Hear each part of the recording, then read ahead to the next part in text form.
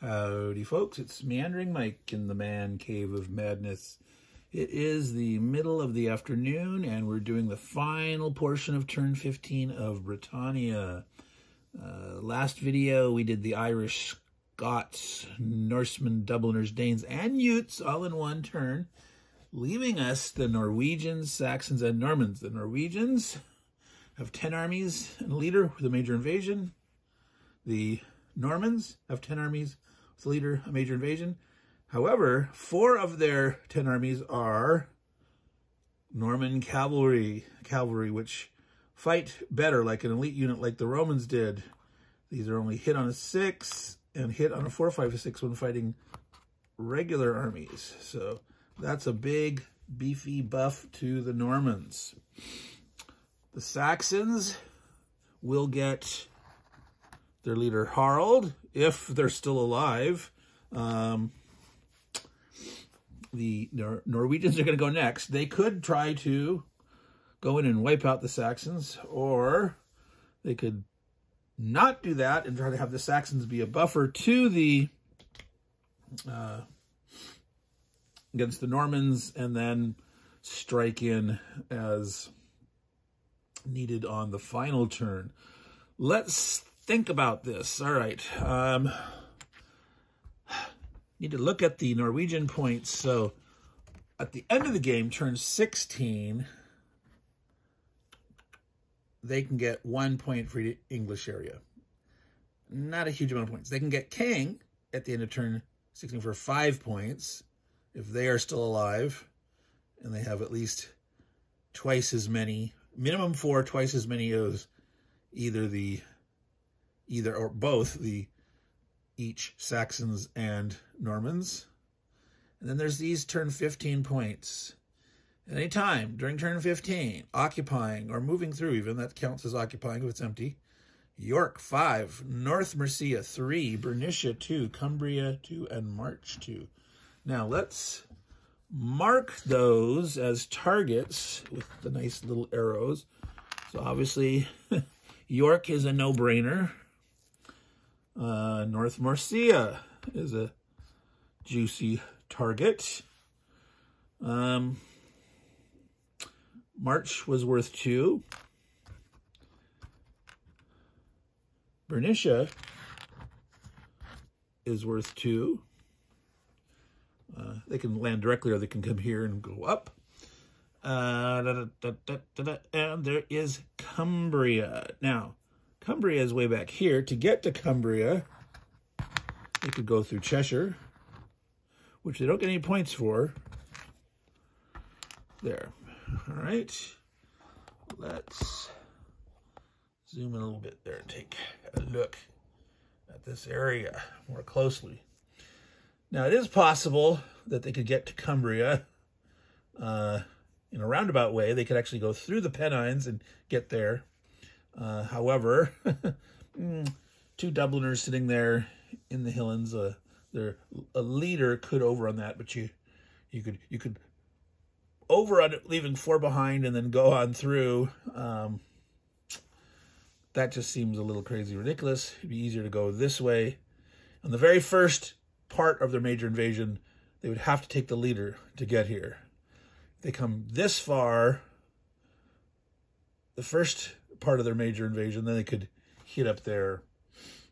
So they have to think about that. Is that worth the 2 points to go up there and do that?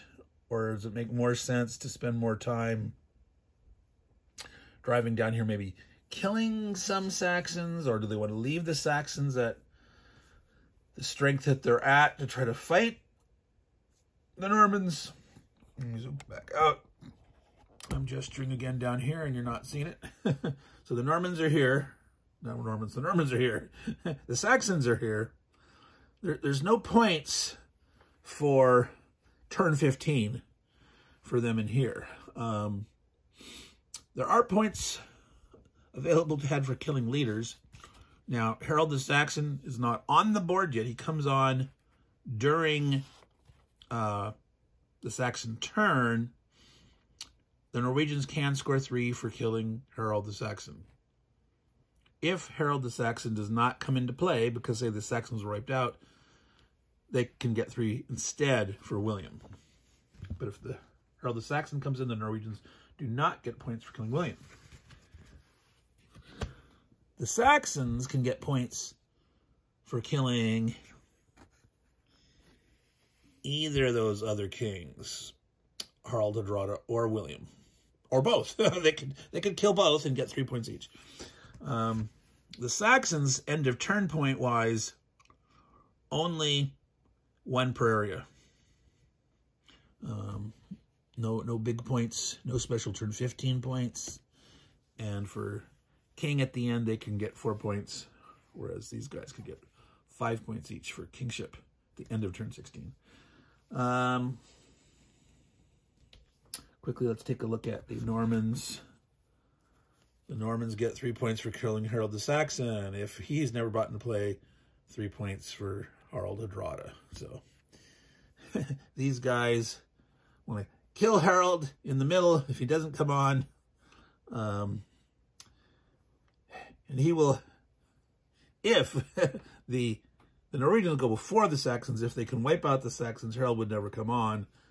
William would get the first chance to kill, well, he'd get a chance to go in and kill Harald Hardrada. If the Norwegians don't kill off the Saxons will come on, and then William would have the first chance to kill him back. I suppose it's possible if Harold the Saxon attacked the Norwegians and failed so badly that all the armies underneath him were destroyed and there was still the Norwegian left, Harold the Saxon would die and the Norwegians could actually kill Harold the Saxon this turn if Harold attacked them and lost badly.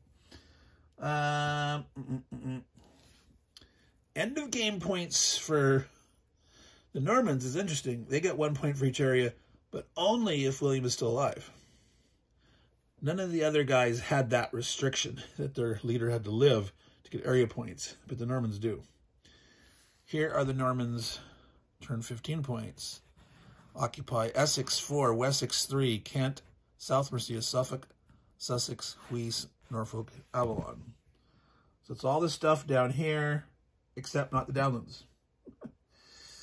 Yeah, Essex, Wessex includes Avalon, near Huys, but not North Mercia. So not Lindsay, not North Mercia, not March.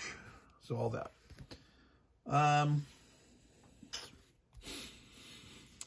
So we're plotting the first part of the major invasion. Where they send the leader is very important because that leader can move 3. He's potentially subject to being attacked and killed by the Saxon. So there's some thought of, oh, let's jump on a Hilllands area, get the dude into the Hilllands where he's safer. But of course, the more chance of losing stuff of fighting in the Hilllands. But at least with the leader, if you attack the Hilllands instead of needing 6, you'd need 5s or 6s. So they could attack the Danes here, for example, to have a place to park Harald Hardrada. So at the end, try to potentially strike and kill Harold the Saxon on turn 16. Or Harold could attack and try to kill him first. I don't know. Let's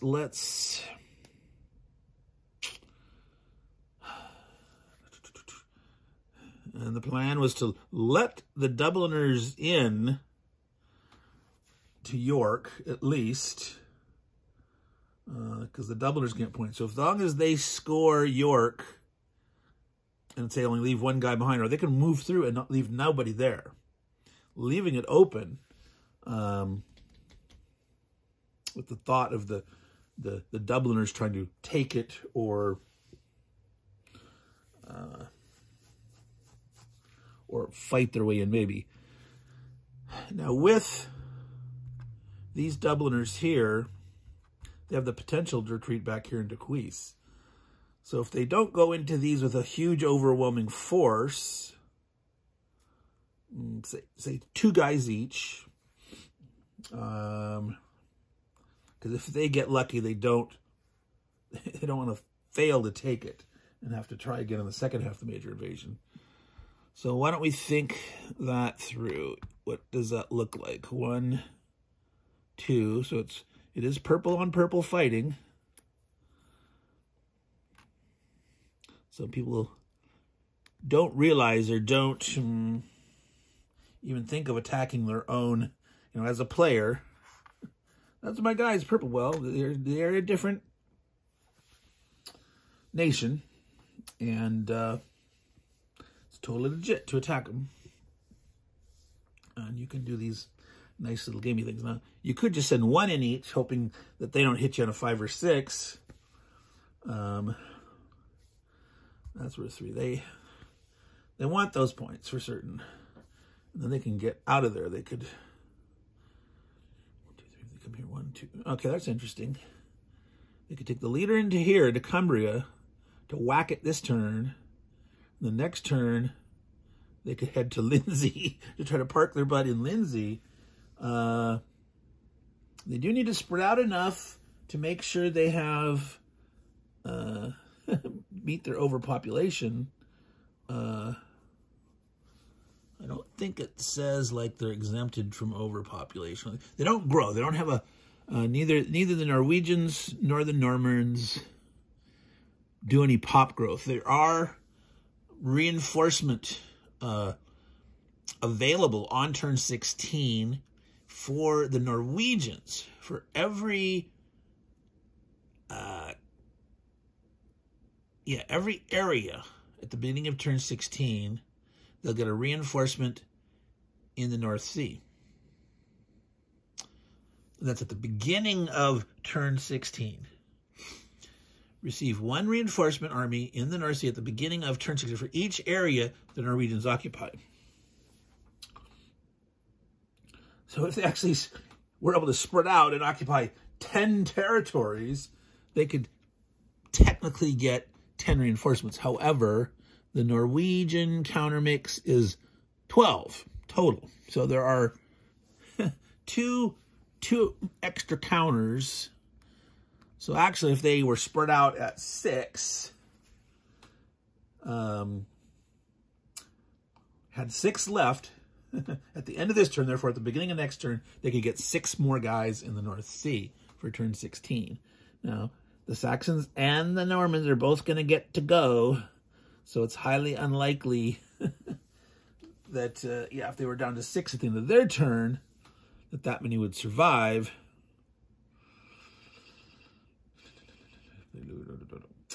All right, let's think about this. If they do, say, if they were to go in there with 3, with the leader,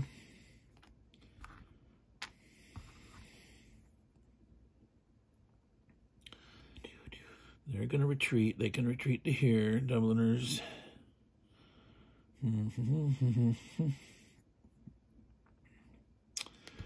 Certainly occupying this. Let's see, they want to, they're going to come out of there.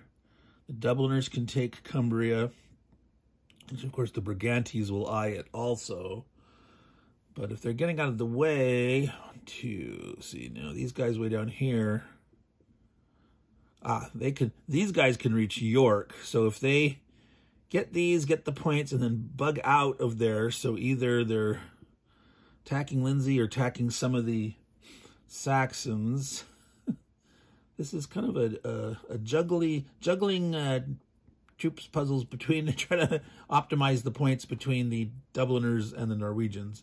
Again, some people might say that's kind of gamey, and exactly it is for a game to maximize points. This purple team point maximization. If you're playing it for historical flavor, you wouldn't do this way. This would be like, what the heck is going on?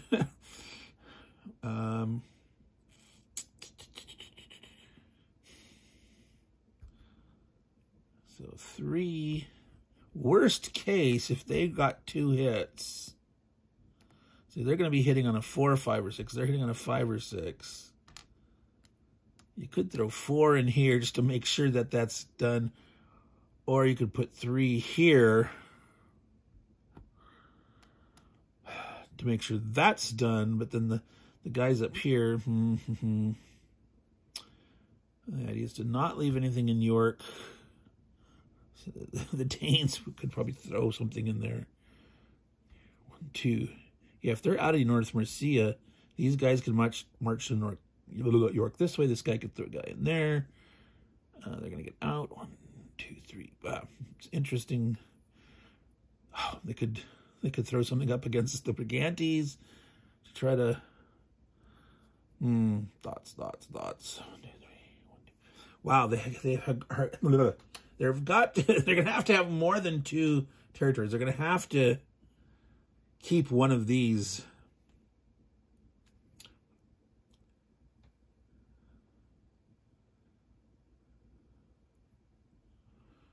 See, as long as the Dubliners can get up here. So, yeah, they're going to have to keep one of these 2. 2, 3, 6. Yeah. Let's say they do this. Let's try to have more here. So I thought that maybe they throw 2 guys up at this. There's 2 there. They'd have to throw all 3. Then they couldn't leave anything behind. It's a conundrum-ish. They're probably going to have to throw something down here at... They have an extra one here. This guy's going to be able to move 4. 3, sorry. 1, 2, 3. They're going to have to.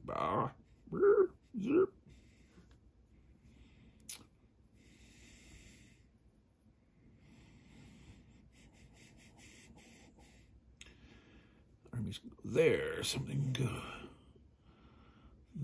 that way. It makes no sense. It sort of does. I don't know. 1, 2, 3. Gotta keep Harald alive. Don't actually have to. They can still get points at the end without Harald living, but...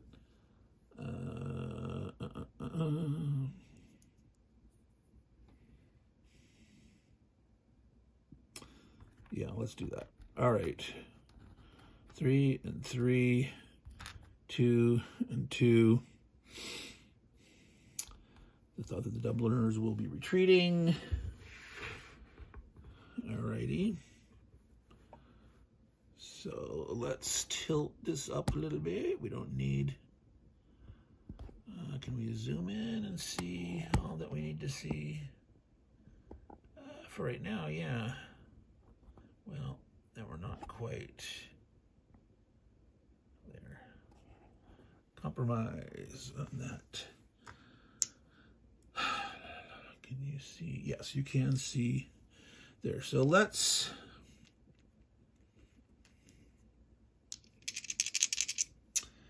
do this one here. So 5 or 6s around. 2 Norwegians against 1 Dubliner.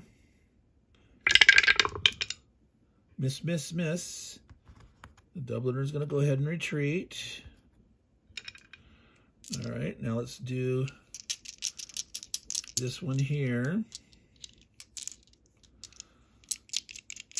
All right. Oh, they both hit. Oh, well, so. Crunchy. 1 dead Dubliner, 1 dead Norwegian. All right, so let's remove these. We can use arrows again for the next half of the... Can you see those okay? Whoops. Move this closer here now. And you can see those better. All right. Let's do the one out there, Bernicia. 5 or 6s around still. Miss. The Brigantes will retreat. Oh, that looks formidable. 3, it's not overstacked. Yeah. All right, cool. So now we have Harald Hardrada here with 3 armies. We can remove these. Do remember that we did march through York. So I'm going to leave 1 arrow there just as a reminder that they will be scoring those points too. So these are going to be needing 4. The black dice. 4s are better. 5 or 6s on the red dice for the. Those are actually the Norsemans, not the Brigantes. Those are Norsemen.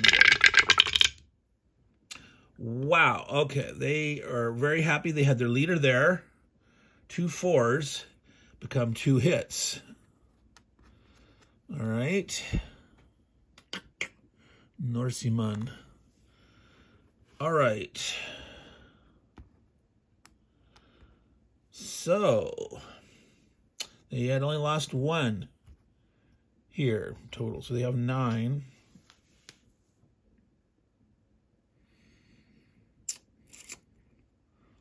So they have to decide, what to do about all this.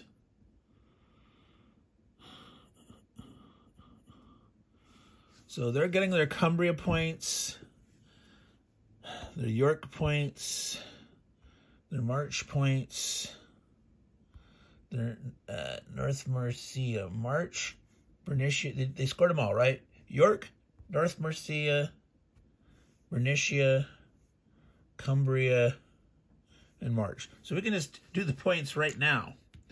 Yeah, you see it, okay? That's Dubliners here, though, but March, North Mercia, York, no points for Cheshire, Cumbria, Bernicia. So 5, 6, 7, 8, 9, 10, 11, 12, 13, 14 points for purple. So that is a nice little bump up. Still doesn't get them super close to the red guys, but there's more points to come. So, yeah, I can take this off. Second half, so they would either have to spread out to 5 areas. Could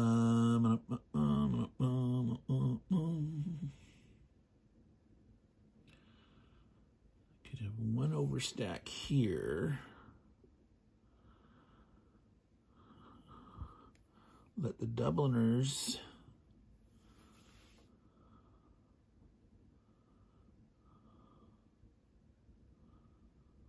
that's an interesting. That's I've got gamey thoughts. You could have Norwegian armies attack Pennin with the thought of you'd move these guys out so that there's nobody here, where these guys would come in to attack the Pennins with the thought that the Dubliners would retreat right away into Cumbria. And there would only be 1, like, Briganti army that could potentially fight them over it. You'd really have to throw 2 Norwegians in there, because if you threw just 1 and the Dubliners killed it, they wouldn't retreat. They'd stay in place. But if you threw 3 armies, and they'd have to roll 5 or 6, 2 armies, just 2 armies, they'd have to roll a 5 or 6 on both attacks. So 1/3 times 1/3 is 1. There'd only be 1 in 9 chance that they'd wipe out all the attackers and wouldn't retreat.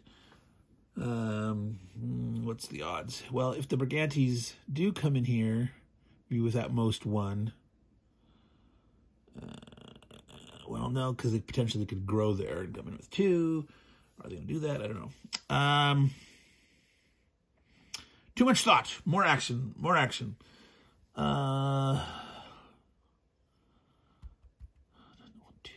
See, they're not going to be able to. What was the Dubliners' other points besides York and Cumbria? Avalon, potentially. Yeah, not with 2 guys there. But they do get a point for Cheshire. So these guys here Potentially could have one guy going to York, one into Cheshire. Of course, they're probably going to want to go in with 2 into York. Because York is worth 4.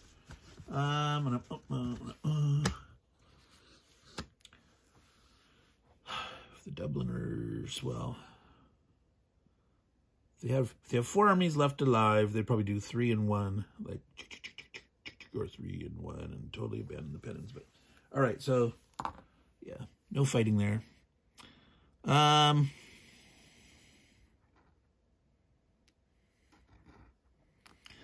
So yeah, let's assume this is the second part of the major region.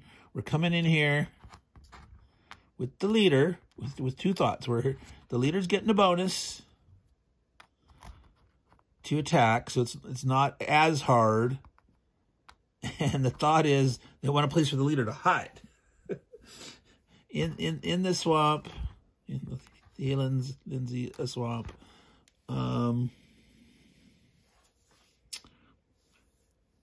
2 there, 2. They have 9 alive right now. 6.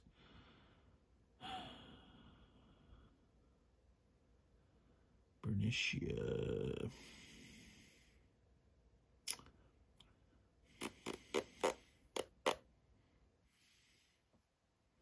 Wow, there's 3 guys there.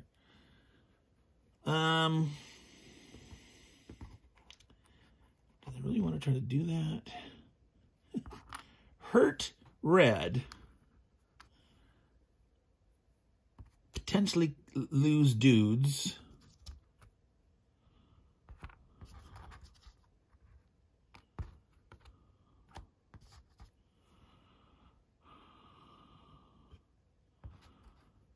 So if they only have 3, see they only have 3. 2.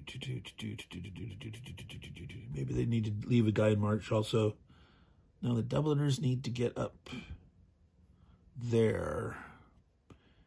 And so they could park one over here in Cheshire. Letting the Dubliners through to here. 1, 2, 3, 4, 8. So you can only max 4. So this is their 1 overstack. They're lucky and they take this. But this lets the Dubliners through. This gives them 1, 2, 3, 4. Yeah, I think we'll do that. All right. So let's start with a suicidal attack and finish here. So it's 2 attackers going up 3 defenders. It's 5 6s around. Let's see.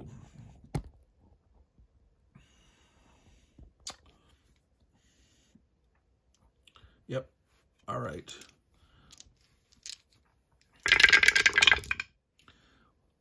Miss, their lost one. So that's 8. Right? That's their second loss. 1, 2, 3, 4, 8. So if they go ahead and retreat, they tried to kill something, they failed. They'll have 2 guys left there. 2, 8. If they lose nothing here, they can support all this. They'll have 4 provinces. They still have 4 provinces. At the end of the turn, they'll get 4 reinforcements, which is exactly what they have in the pool. And potentially Harald Hardrada's got a hiding place. So the poor Danes are getting beat on. So 5s or 6s on the black dice because it's normally a 6 because of the Hillens, but the leader's adding 1. They're hitting back on a 5 or 6 normally. The leader, again, does not give any defensive benefit. So it's 5 or 6s all around. All right, 2 hits against the Danes, 1 hit against the Norwegians. The Danes are down to their final army. The Norwegians are at 7. 3, 4, 5, 6, 7 armies. Potentially they'll get up to 4 reinforcements. They won't be at full strength, but Harald Hardrada is in a good hiding place right now for... Yeah. What you gonna do, Saxons? Are you gonna try it? So that was the Norwegian turn. Alrighty, let's do the Saxons. The Saxons held on to 5 provinces, 4.5 growth.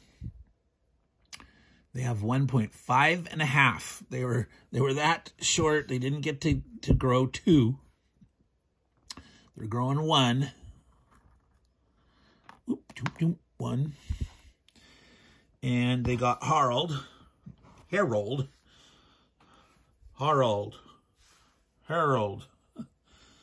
So they're feeling kind of a little weak here. Yeah, does Harold try to score points by jumping on Harald Hardrada in the swamp? Boy, that would be crazy risky. They would need, with the leader, 5 or 6s to hit. They'd be hitting back on 4 5 or 6s because their leader would add to the offensive back.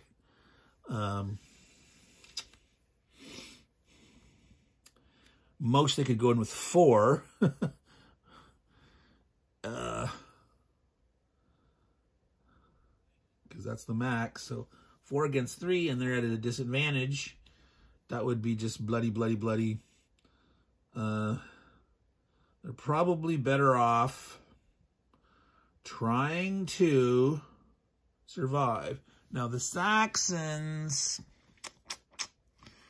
again, are only getting 1 point each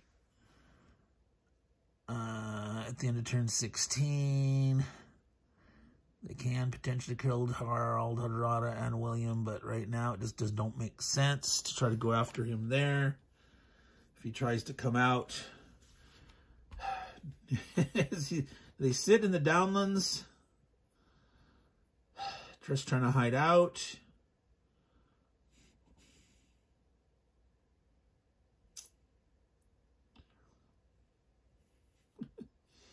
Oh boy, let's see.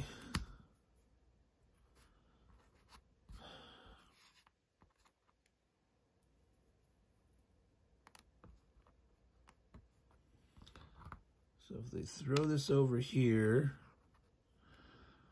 means whichever way they're wanting to come through, they're going to have to at least leave like 2 guys for an over. Now, of course, they could spend the first.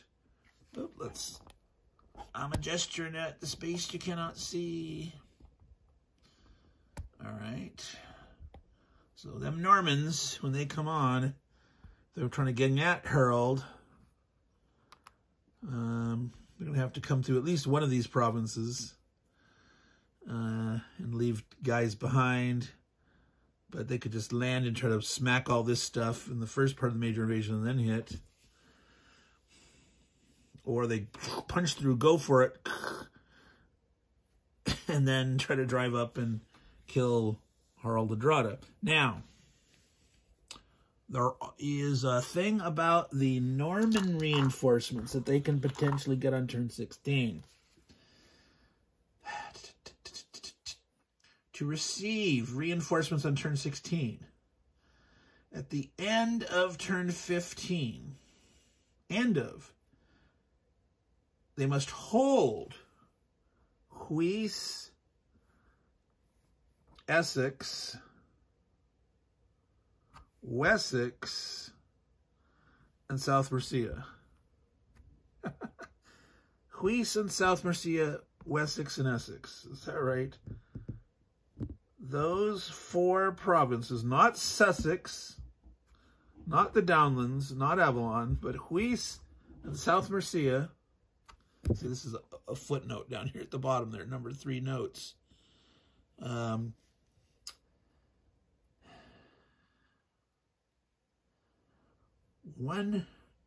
They received one reinforcement army in the English Channel at the beginning of turn 16 for holding the following at the end of turn 16. Now,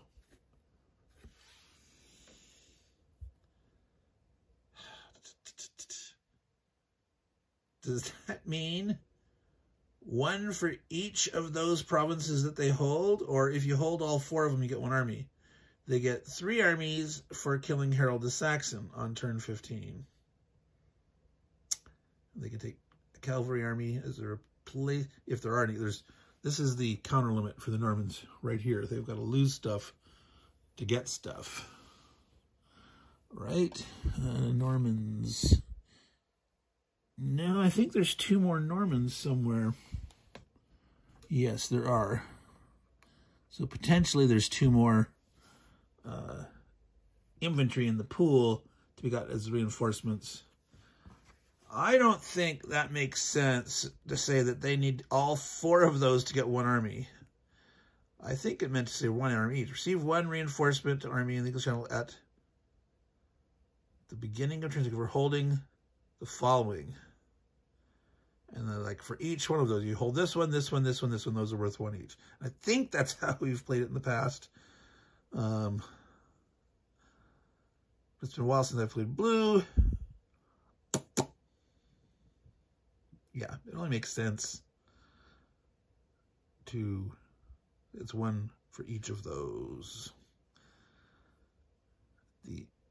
At the end of turn 15. Well, they're going last, so but what that means is they can't pass through. They have to leave armies there or head armies back there on the second. If they've, if they push through, something has to stay behind in the second movement phase. So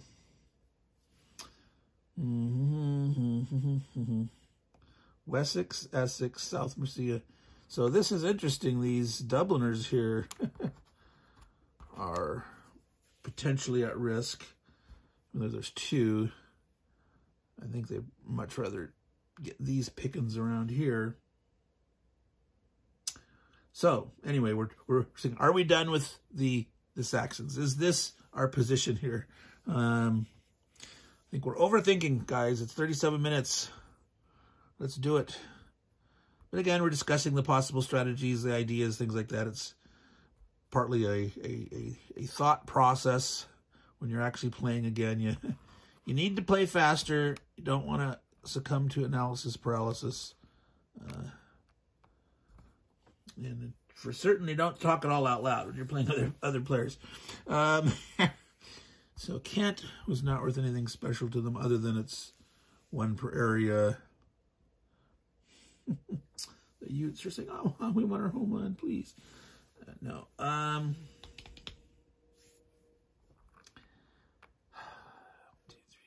Yeah, they definitely don't want to sit him in Wessex or Essex, South Mercia, or Huis. Well, yeah, they're not going to fight into Huis. That would be silly. Instead of Suffolk, so they come down to Kent. Do they beef up more? Do they throw...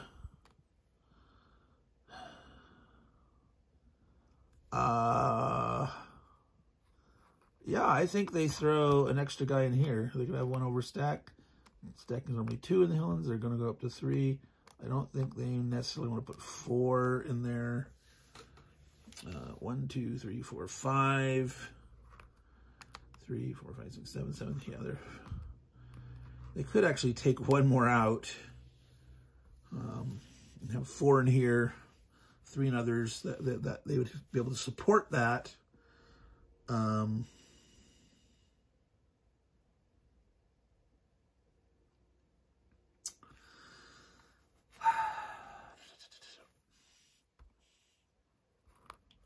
This would leave them at the same relative strength as Harald Hardrada. And of course, Harald is the target for the Normans for 3 points. Well,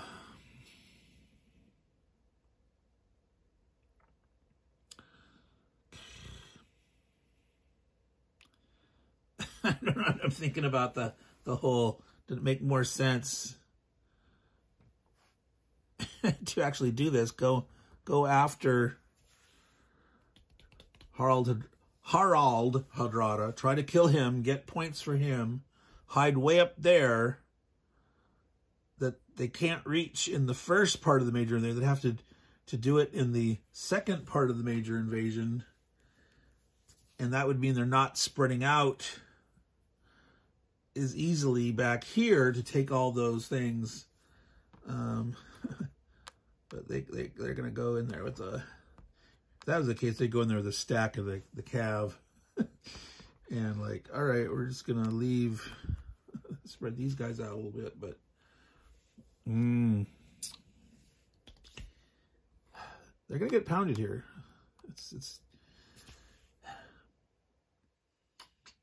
But their odds of succeeding there are so small.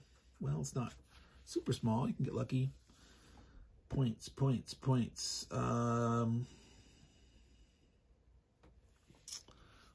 Right now, purple is going to be way ahead of blue. Blue's just, there's no way blue can catch up.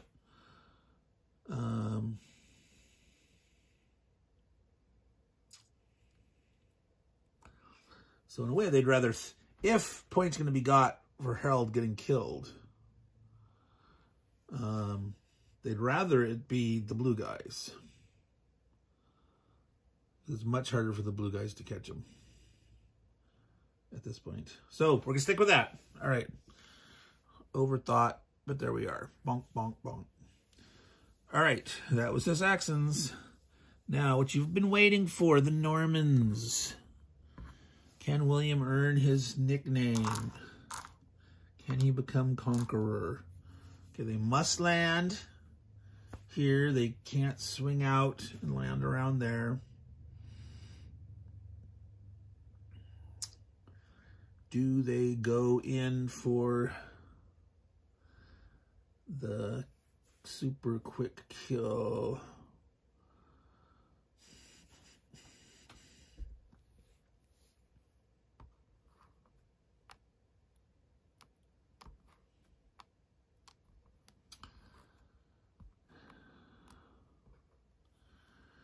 Oh, goodness. Now, so he has the advantage being in the Highlands. Now, cavalry going into the Highlands. Now, that would make them harder to be hit. However, the fact that cavalry get a bonus, they normally hit on a 4 through 6, that doesn't apply in the Highlands. They need a 6, because that's the overriding factor of the Highlands. That you need a 6 to hit a guy defending in the Highlands. So the cav, which would normally hit on a 4 through 6, and hits it in a 6, and then you add 1 for the leader, so it would be a 5 or 6. So they're losing their offensive capability fighting in the Highlands. You could go in with a ton of... Well, you can't go in with more than 4 against 3. And these guys would be hitting against normal infantry with that leader, 4 or 6, and they'd be hitting on a 5 or 6. It could be blood. So if you went with the cavalry, both guys would need 5 or 6s to hit each other. Oh, that seems like such a waste.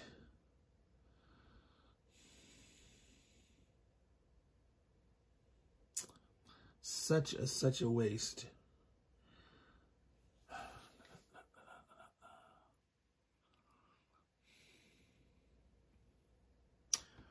What do you think, folks?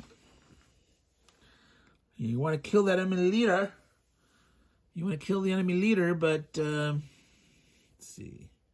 1, 2, 3, 4. See, there's no way. There's no way. That's kingship is at the end of turn 16, the special kingship.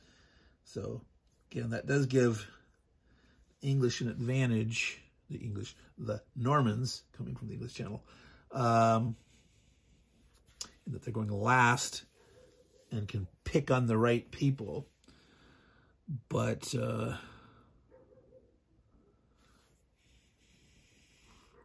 leaders don't go away.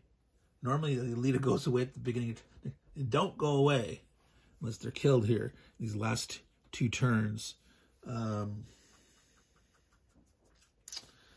Yowza.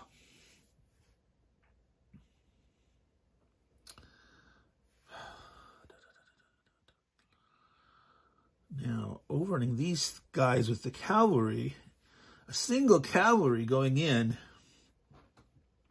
has great odds of success against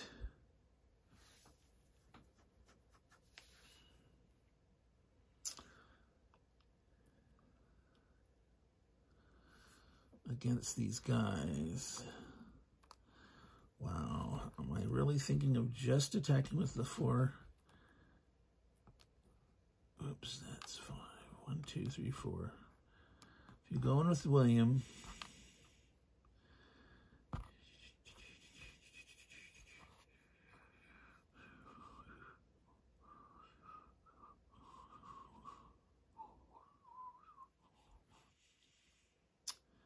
you will want them not to have any place to retreat to.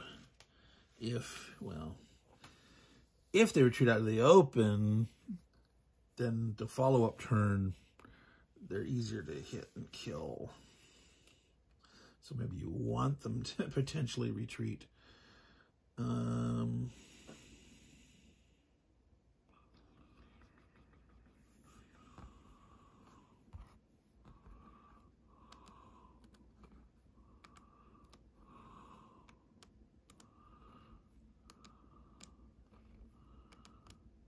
They'd be hitting. No. If you go in with infantry in there, these guys are hitting back on a 4 or greater. Yeah, 4 or greater, and you're hitting them on a 5 or 6. So 3 rolls for a 4 or greater versus 4 rolls for a 5 or greater. Oh my God, that's bloody and too risky. All right. Now, the rule with Romans and forts was that you had to kill the Roman army before you could kill the Roman forts. Now, this is a little different. If you had infantry and cavalry mixed, all right.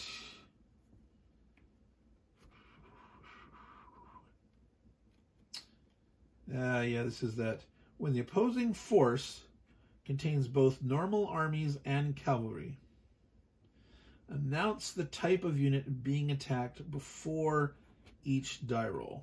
So you really have to roll each die roll separately to see, like, all right, which one am I trying to hit now? But you don't. I mean, you could say I'm rolling. Like if you knew there was, like, say 2 infantry and 1 cavalry in a space, you could roll like 2 dice hitting against the infantry, knowing there's 2 of them there that you could hit 1 or 2, and then wait and see what that happens and decide to hit the other guy or not. 6.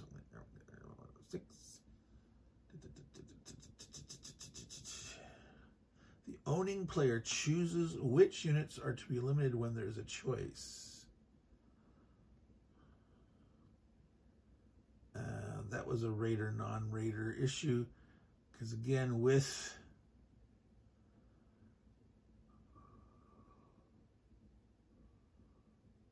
when opposing forces contain both, the opposing force contains both normal armies and cavalry, announce the type of unit to be attacked before each die roll. So they're saying roll them one at a time, announcing. All right, that's weird. But what that means is to keep William alive, let's say you go in with two cavalry and 2 infantry. So they could try to hit the cavalry, but only hit on a 5 or 6, or they could try to hit the infantry and hit on a 4, 5, or 6. The cavalry hitting against the guys in the inlands would just need the same 6 that the infantry did, but it'd be a 5 or 6 because of that. So their offensive isn't any greater, but this would allow you to,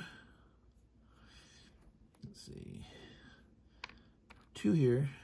I should be using the arrows.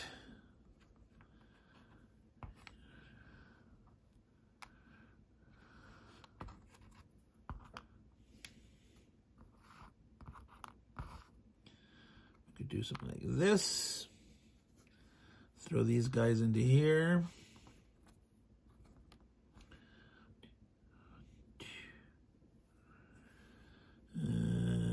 Do we really want to here?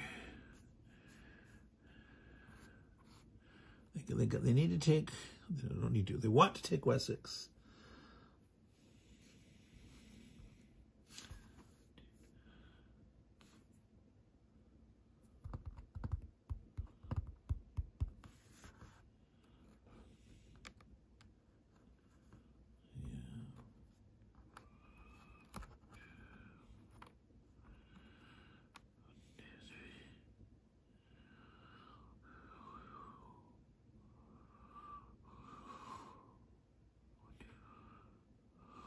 One here, 1, 2, or...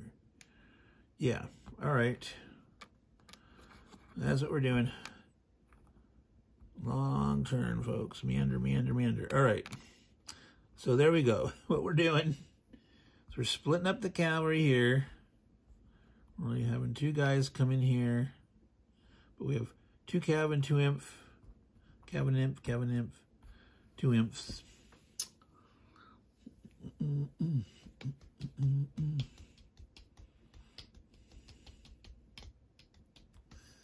So what we're actually going to do is they're all going to land at, in a sense, come through at Sussex.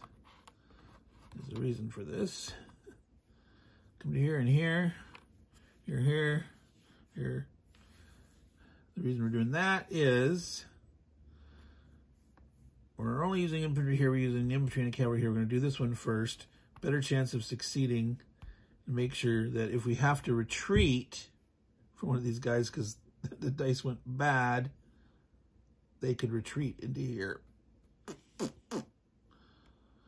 and then strike out next turn. All right. So I'm going to slide this puppy over the top of Wales.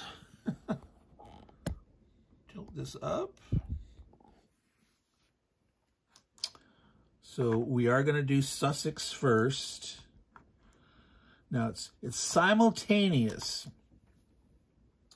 So the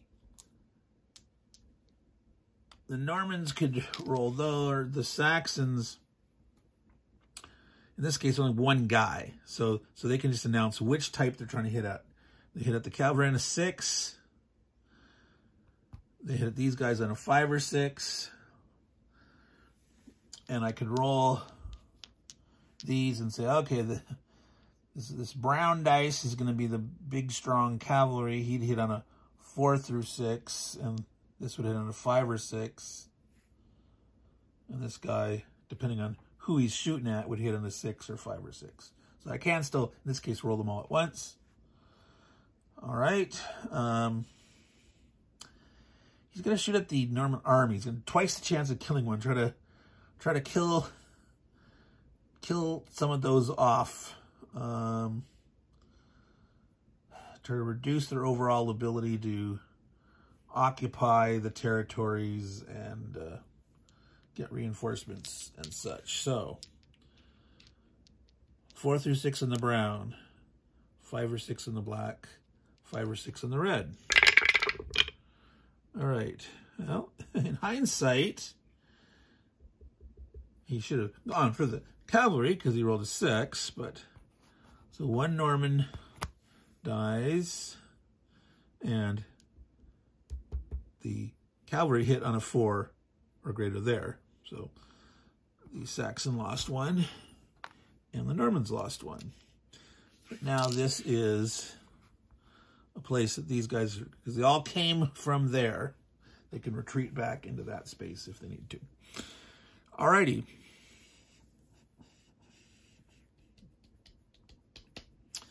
Let's do this one. So now the Saxons do the same thing. They're gonna call the infantry right now. They're gonna say, "Now I'm trying to double my odds of killing something." All right. All four. So the Saxon misses, and the Norman cavalry are doing an okay job. So another Saxon bites the dust, and they didn't lose anything this time. All right. Here in Wessex, it's just normal infantry against normal infantry. So 5 or 6 is around. Oh, the defender hit.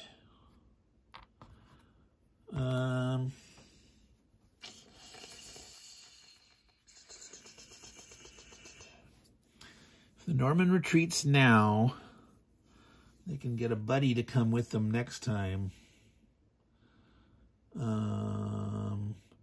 The defender would normally decide to retreat first or not. They can't. They can't go into here because it's, you know, unresolved, enemy occupied, even though it's friendly. So the Saxons cannot retreat. The Normans have to decide.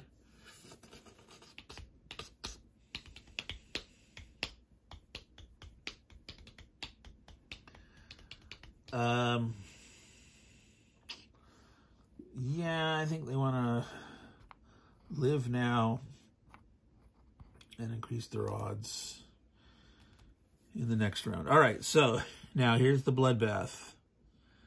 My approach with the Normans might have been all wrong, but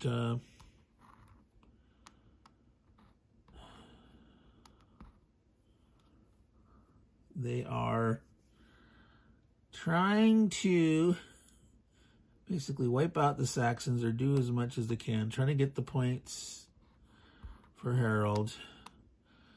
So they are hitting with 5 or 6s. They have 4 dice on attack.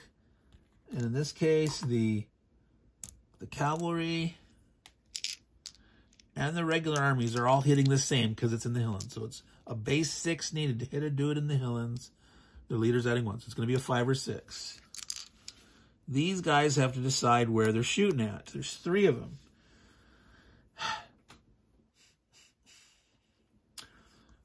So it's harder to kill the cavalry because they're normally hit on a 6.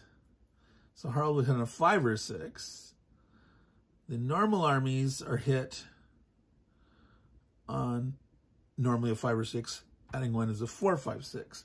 So it makes a difference how they're deciding to shoot. Now, they could try to knock off the infantry first and then try to kill the cavalry. But if these guys get lucky, they could potentially wipe out all these guys and not have a chance. But, so they got three rolls total. I think what we're going to do is, again, we're going to try to maximize our odds, killing off as many infantry as possible. And then if we're still alive,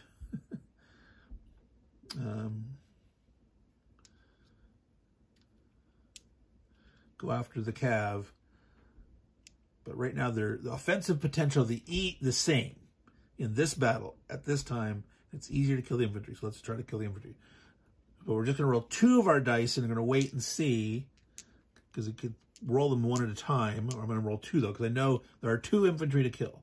So we're going to roll all the attacking Normans at the same time, needing 5 or 6s. And these red die are needing 4s or greater. And then we have 1 more dice to roll. Got it? So 5 or 6s on the black dice, 4, 5 or 6s on the red dice. Oh, poor guys. 1s and 3s. They got 2 hits. Rolling 5s, adding 1 for leader is 6. So bang, bang, 2 Saxons. Silver Hammer came down on their head. So right now they're in the Highlands, but they're outnumbered 4-1. Now they can retreat into South Mercia.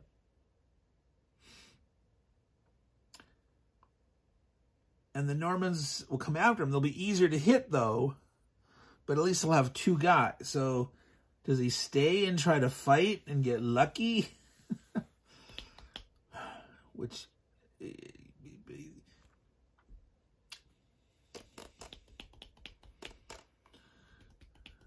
live to fight another day. Not. They're not going to...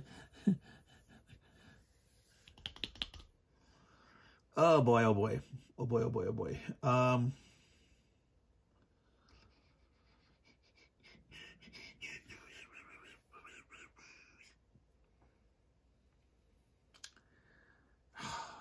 It's just...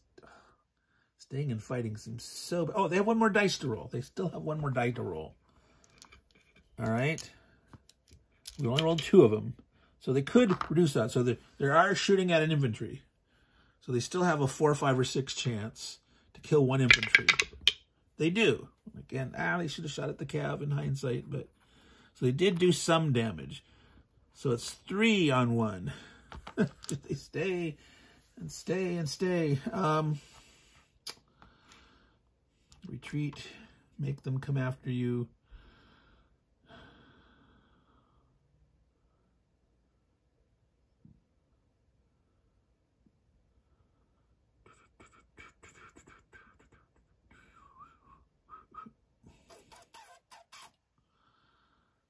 Or 6 is the odds they're going to kill 1.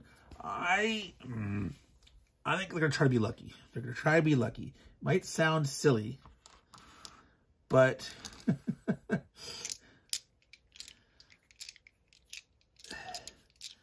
going to get creamed with both armies. And there's a way to cheaply sort of take out both armies. But anyway, it's like say, hey, look, maybe I'm going to retreat to here. And that seems, okay, Harald Hardrada, revenge me. But actually, no, the Harald Hardrada will not get any points for killing William. Because the Saxon came on, Harold the Saxon. That's the points that the Norwegians get. They don't get any points for killing William. However, by killing William, the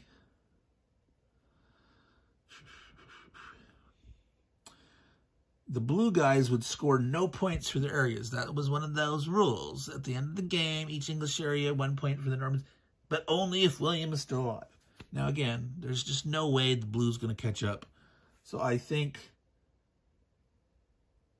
Harold would rather give the points to the blue guy than the purple guy. And there's a chance that he could survive, right? So, yeah, he's going to fight on. Going to fight on. His single die, he's going to shoot at an infantry needing a 4, 5, 6. These guys are needing 5 or 6s. It's possible the Saxon could live. No, he does kill 1, but 2 6s against him. So they did kill, and in hindsight, almost all the time they hit, they rolled 6s. They should have been targeting Norman guy, but you wouldn't know that. If you did it, Murphy's Law says you wouldn't have rolled any of the higher numbers. Boom, boom. Saxon died. Harold's in the space alone. There's enemy. And so Harold is killed by William the Conqueror. Okay? Whoops, I dropped something else. So, William the Conqueror. We call him that. Well, he's conquering. William the Conquering dude will get the points for killing Harold Saxon. It can be in any game turn. Didn't have to be in his own turn. So, however, they're down to 6 armies. All right. So they will get 3 for that. I'm going to make a notation. There are going to be other points you're going to score for those areas. So, they've not yet taken Wessex or South Mercia.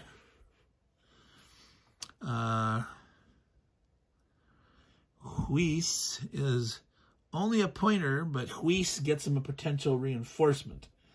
The reinforcements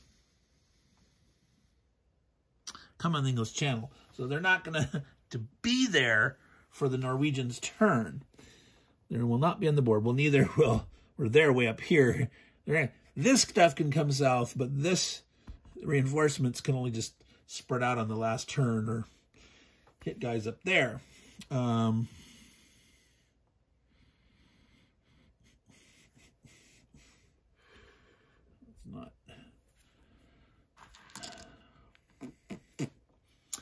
All right. We'll do it. It's the second. That was the first part of the major invasion. We're over an hour, folks. It's a long one, but we're noodling through it. So the cav, 4 cav and 2 infantry are live. He doesn't have to have a guy in there. Let's see, spread out. If they're wanting to take Huis,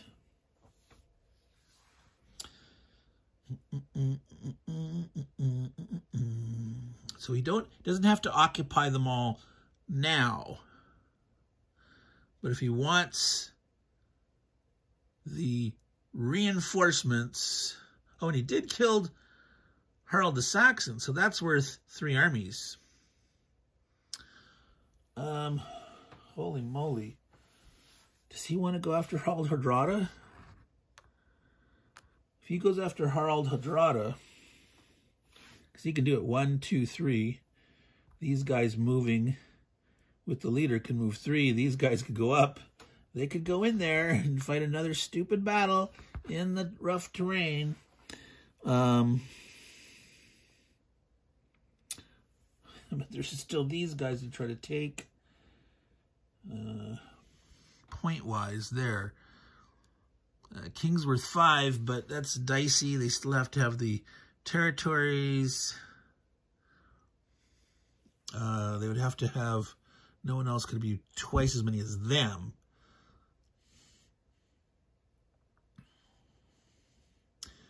Killing the Norwegian would be out of it. So it's the Dubliner. Could the Dubliner spread out or the Brigantes spread out to prevent the Normans from being king? Potentially even the Welsh could march in and try to grab a bunch of territories and say, hey, I don't want you guys being king. They wouldn't be able to be king, but they could prevent someone else from scoring those 5 points. Wow, going up there, that seems crazy talk. So let's assume Blue's goal is to attempt to at least get 3rd place instead of 4th place. Which case they want to do better than green, because purple's now ahead of green because of those big Norwegian points. So they don't necessarily want to smash on purple.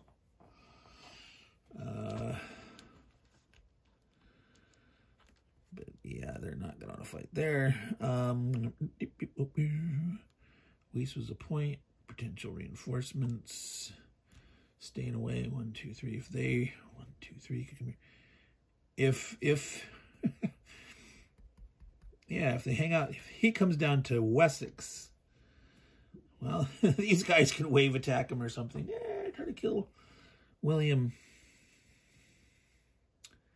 That's potentially a real thing, folks. William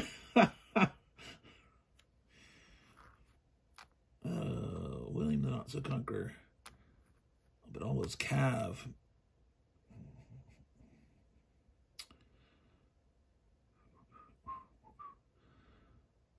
They don't have to stay in Sussex. They don't have to stay in Essex right now. They do if they want that point for the reinforcement. Huis, Essex, Wessex, South Mercia.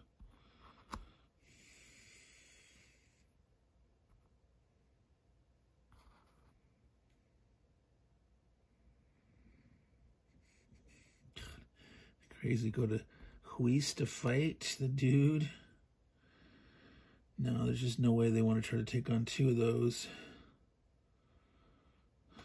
See, Cav, yeah, you don't want to, well, Cavalry's sitting in the Hillens on defense. They're still only hitting a 6, but you're hitting back in a 4 through 6 up to a 3 through 6.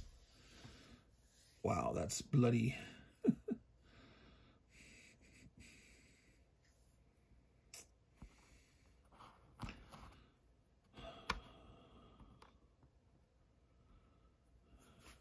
Try to wipe out the Saxons completely.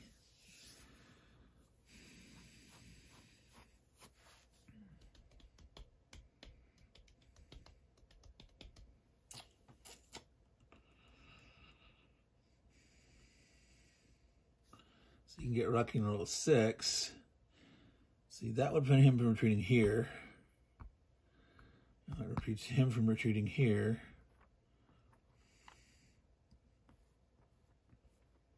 They could just have single Cav in each of these ones, hitting on a 4, 5, or 6, but only hit on a 6. Those guys won't have any place to retreat. They could forgo this guy. Well, he went to here. He's can't they see. Yeah. So potentially 3, 3.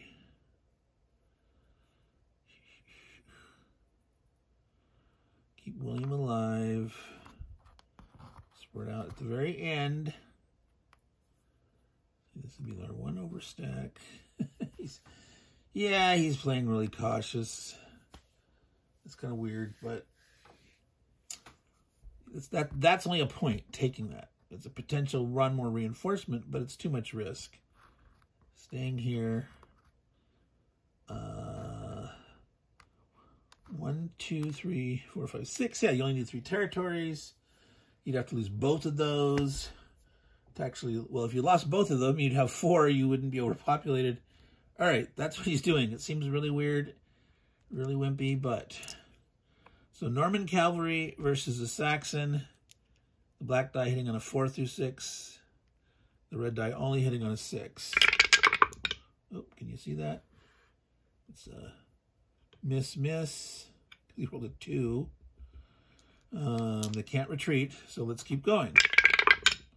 He hits. He misses. Saxon go bye-bye. So he took Wessex also here. Again, he can't retreat to Suffolk because of that guy there. So, again, 4 through 6. 6 only. Hit, miss. That's the power of taking some risk with some cavalry. All right.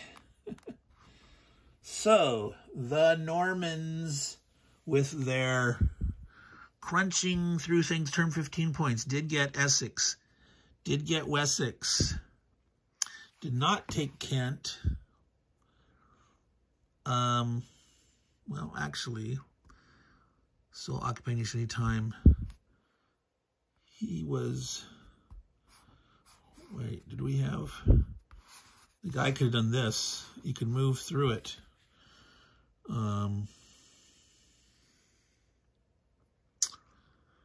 You can walk through it. So yeah, he could have grabbed Kent. So whichever dude here would get that, or this cavalry could have gone 1, 2, 3, because Cav can move 3 by themselves, in spite of the leader. Now the leader allows armies to move 3, moving with them, and go through Hillens potentially, but by themselves the Cav can move 3. So do that again. Essex 4, Wessex 3, that's 7. Kent is 2, that's 9. South Mercia, 2 more, is 11. Sussex, 13. 13 points. +3 for killing Harold. 16 points.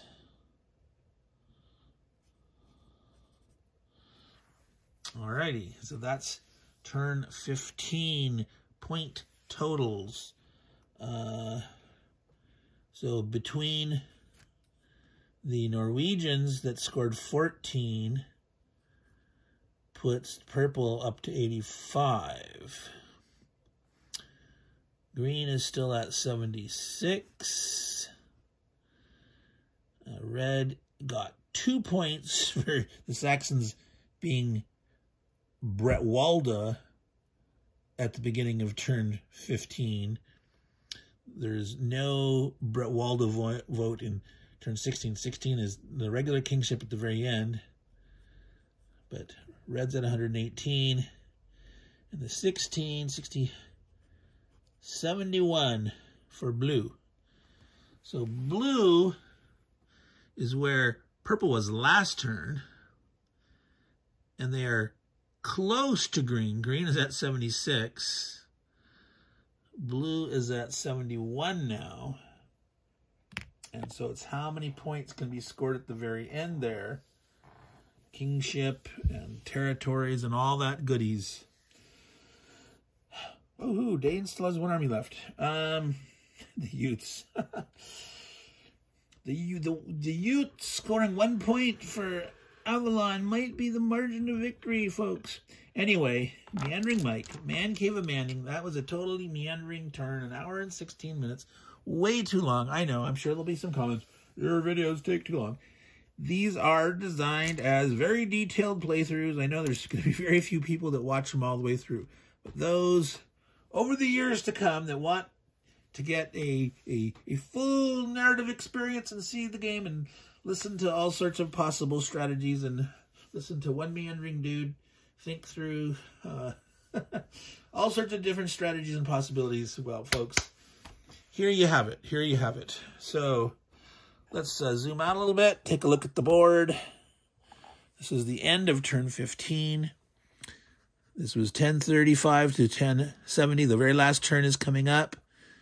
It's 1070 through 1085. So it is the end of the turn. So at the very beginning of next turn, we can know right now what reinforcements people are going to get. So the Normans did occupy Wessex, Essex, and South Mercia. They did not get Huis. They did kill Harold, so they're going to get 6 replacement dudes. And they could take cavalry worth 2 each. However, none of the cavalry died. There's 2 of them in here and 1 regular army. So they actually get to replace all 6 of the regular infantry. 6. Well, 4 of the 6 died. And there was 2 more in the pool. So they can bring on 6 for that last turn. That's pretty impressive. All right. Probably too little too late for the blue player, but still, they just might be able to surpass green. The Norwegians, they had a slightly easier time in that each area the Norwegians occupy is an army in the North Sea. It doesn't matter where it is. Well, they're occupying 1, 2, 3, 4. They're going to get 4 armies. Alrighty, in the North Sea. Unfortunately, they're way up here. So the farthest they can reach is here, here, here. You know, they can hit the coast, do that kind of stuff. So there's possibilities, but yeah, they must move from the North Sea to adjacent land. So whenever they're in the North Sea, they always have to move to adjacent. Yeah, so even these 3 reinforcements have to hit adjacent. They can't go down and in 1. They have to come 2 in from there. So that is the only reinforcements that are coming on for turn 16. The other people will get their normal population growth and all those goodies. We will have to see. The Norsemen are now down to there. We still haven't added on the Norseman points for this stuff. So there's 4 or 5 points worth there for them. So they're definitely way out in front. I don't think there's any chance, even though the Saxons are gone, with what the Brigantes can get, even a point for the Irish, whatever. It's a foregone conclusion that the Reds are probably going to win. But who can vie for 2nd or 3rd versus 4th place? So, Meandering Mike, the Man Cave of Madness. Obviously, my brain is fuzzy. Been playing this game for so long. And again, this game normally should not take that long. If you've got 4 experienced players, it should take about 4 hours, 6 hours, less experienced. The very first time a bunch of newbies play, it might take you up to 8 hours if they can actually make it through it. But, yeah, normally you can play much faster. And if it was just playing and not talking it out and just go, go, go, it would finish faster. But, again, this is for your enjoyment and entertainment, and I keep on meandering. So, we'll call it quits here, folks. Meandering Mike, Man Cave of Madness, all you good folks out there, take care and ciao.